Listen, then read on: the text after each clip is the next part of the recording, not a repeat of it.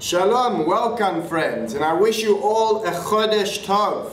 We have just began a new month, and I wish you a month filled with blessings, meaning and success. You know, the month that we have just entered is the month of Elul. And being that it is the last month of the year, it is called the Chodesh HaCheshbon, the time where we make an accounting. You know, just like in any successful business, there comes a time, if you do it every day, a stock take, an evaluation, you wouldn't have such a successful business, because business is about going out there and making sales. But it comes a time during the year, at least once a year, where your business needs to hold back, make an evaluation, see where you're going, see the things that are selling well, see the things that are not selling well, and make some sort of a reckoning of how things are doing. If that is true with physical matters, with business, how much more so is that true when it comes to our spiritual lives? And the month that we are in now, Elul, is the month where we take a spiritual stock taking, where we evaluate our spiritual lives.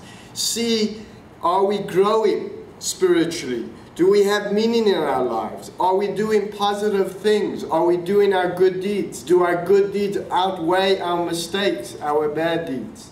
And let me share with you a story with regards to evaluating your deeds. The one story goes like this, that a person had a boat, he hired someone to paint his boat, and the guy comes and paints his boat, and while he's painting, he sees that there's a hole at the bottom of the boat, and he realizes that the boat has a leak. So he fixes the hole, he paints the boat, and he goes back to the owner of the boat, the owner pays him, and good day. The next day, the owner comes running to him with a big check in his hand. He says, "What's this? You already paid me for the job." He says, "I owe you so much more. Let me tell you something. I forgot that I had a leak in the boat. And when you finished painting the boat, and it dried up, my kids took the boat out for a swim out in the lake. And I realized, oh my word, I never fixed the leak." And I got so frightened.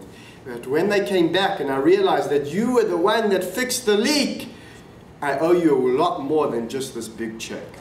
That's one story. Another story goes like this. A person's in a mansion, he buys a big chandelier, and they install this chandelier, and on top of the chandelier they put a string going through and roll it up inside the attic on the roof. One day, a boy goes up to the attic and he's getting all his toys out, and he's putting them in a bag, cleaning up, and he sees on the floor there's a little string, and he needs to tie his bag with the string. So he cuts off the piece of the string and he ties his bag.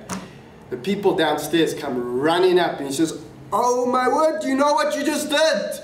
The brand new chandelier that they just paid a fortune of money for went kadoom, smashed all over on the floor because of him cutting a piece of string."